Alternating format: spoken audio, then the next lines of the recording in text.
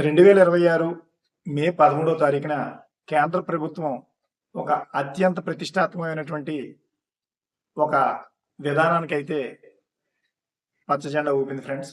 అదేంటంటే coal gasification.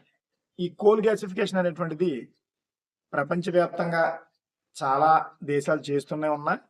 భారతదేశం దీన్ని 1950లోనే దీని గురించి ఒక స్టెప్ తీసుకున్నా కానీ ముందర ఉన్నటువంటి ప్రభుత్వాలు అంత కేర్ తీసుకోకపోవడం వల్ల ఈ ప్రాజెక్ట్ ముందరికైతే సాగలేదు.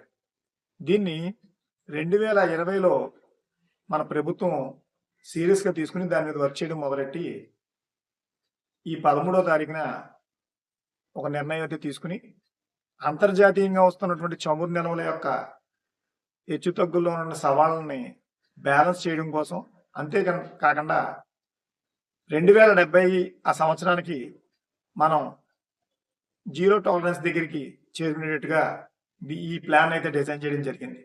భారతదేశంలో ఉన్నటువంటి పుష్కలంగా ఉన్న బొగ్గు నిల్వల్ని గ్యాస్ కింద కన్వర్ట్ చేయడమే ఈ కోల్ గ్యాసిఫికేషన్ అనేటువంటిది ఒక సిస్టమ్. ఇది ఎలా జరుగుతుంది అనేది మనం ఒకసారి పరిశీలిద్దాం. బొగ్గుని సింథటిక్ గ్యాస్గా మారుస్తారు. దీన్నే సిన్ గ్యాస్ అంటారు. ఇది దీంట్లోంచి వచ్చేటువంటి ఉద్గారాలు ఏవైతే ఉంటాయో అవి మనం నేడు వాడుకునేటువంటి వాటికి కన్వర్ట్ చేసుకుంటే దీంట్లోంచి వెలువడేటువంటి వాయువులు carbon monoxide, carbon dioxide, hydrogen యొక్క మిశ్రమం, దాంతోపాటు స్వల్ప మొత్తంలో మిథేన్ వాయువు ఒకటి రిలీజ్ అవుతుంది. అంతేకాకుండా నీటి ఆవిరి కూడా దీంట్లోంచి వెలువడుతుంది.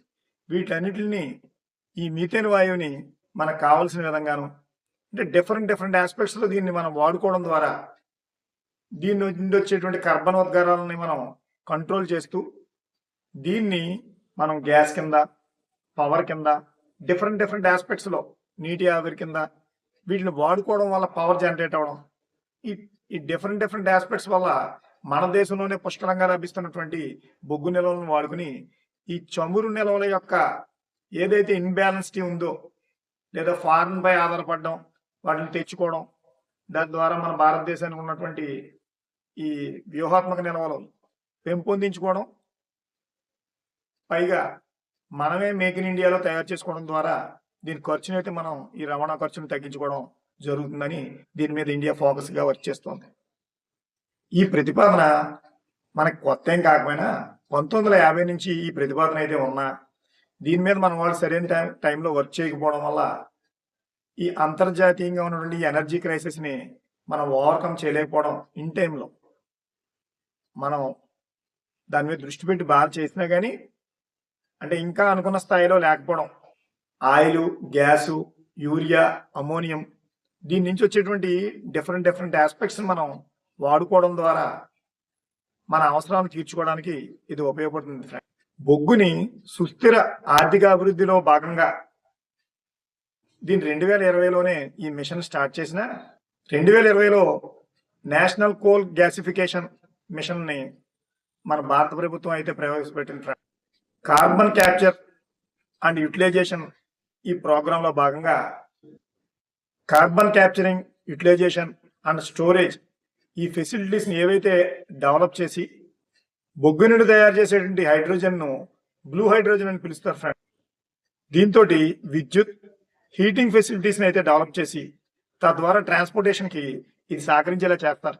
ఈ బ్లూ హైడ్రోజన్ను నైట్రోజన్తో కలిపి అమోనియాను ఉత్పత్తి చేయడం ద్వారా మనం పంటలకు వాడుకునేటువంటి అమోనియా తదితర దానికి సంబంధించినటువంటి ఏవైతే రసాయనాలు ఉన్నాయో వాటిని అభివృద్ధి చేసుకోవడం, స్వయంగా మనమే స్వయం సంచాలకంగా మన భారతదేశంలోనే దీన్ని డెవలప్ చేయడం. ఆల్రెడీ చైనా దీన్ని ఆల్రెడీ 2024లో ప్రపంచంలోనే 78% దాకా దీన్ని అభివృద్ధి చేసి చూపించింది ఫ్రెండ్స్. దీన్ని మనం ఫాలో అయితే చాలు. జస్ట్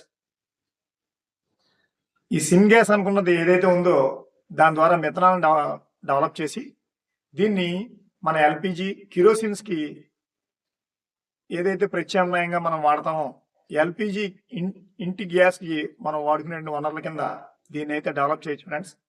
దీని ద్వారా మనం గ్యాస్ ఇతర దేశాల మీద ఆధారపడడం, వాటిని మనం రవాణా చేసి తెచ్చుకోవడం, ఈ రవాణా ఖర్చులు ఏవైతే ఉన్నాయో వీటన్నిటిని కూడా మనం అధిగమించి భారతదేశంలో అభివృద్ధికి ఇది ఒక సూచికగా ఉంటుందని దీన్ని డెవలప్ చేస్తున్నారు. ఈ సింగ్యాస్ డెవలప్మెంట్ లో 2070 కల్లా జీరో నెట్ రేట్ అయితే సాధించాలని లక్ష్యంగా భారతదేశం నిర్దేశించుకుంది. వీటిల్లోనూ సవాళ్ళు అయితే ఉన్నాయి ఫ్రెండ్స్. ఏదైతే ఈ కోల్ ని మండించినప్పుడు వచ్చేటువంటి యాష్ ఉంటుందో దాన్ని వాయువీకరణ చేయడం ద్వారా ఈ కర్బన ఉద్గారాలు అనేటువంటి వాటిని వచ్చే కర్బన ఉద్గారాలని ఎలా ప్రాసెస్ చేస్తామనే దాని మీద ఈ ప్రాజెక్ట్ మొత్తం ఆధారపడి ఉంటుంది. దీని ద్వారా గ్రీన్ హౌసెస్ ఉన్నటువంటి ఏవైతే ఈ కర్బన ఉద్గారాలని కంట్రోల్ చేస్తూ ప్రపంచ స్థాయి నాణ్యతా ప్రమాణాలను పాటిస్తూ మన దేశం 2070 కల్లా ఈ జీరో నెట్ రేట్ ని సాధిస్తుందని ఆశిద్దాం ఫ్రెండ్స్. జై హింద్.